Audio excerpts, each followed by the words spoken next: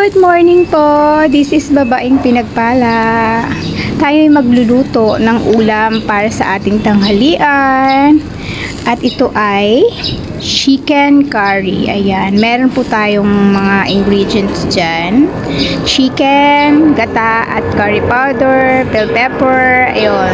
Basta lahat ng, alam nyo naman siguro kung ano yung mga ingredients. Siyempre, samahan natin ng twist para magkakulay.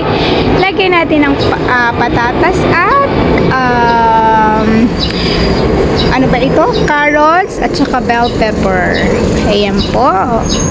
So, magluluto na po tayo. Sana po mag-i-enjoy po kayo sa aking videos ngayon.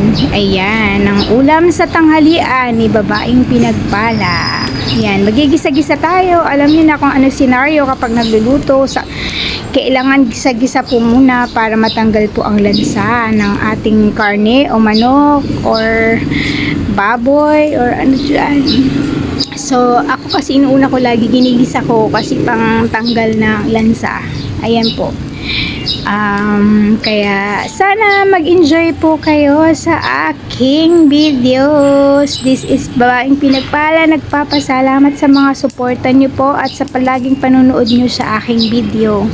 Sana po lahat tayo ay pagpalain at sana po tayo ay magiging malusog sa araw-araw at sana po maayos na po ang ating mundo, sa ating daigdig, sa ating world.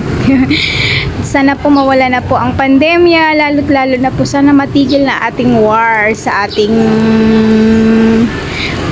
sa Ukraine at saka sa Russia. Sana po ang mga sigalot ay maayos na din para po maging okay na po ang ating pamumuhay dahil mahirap po talaga. So, sana po mag-enjoy kayo.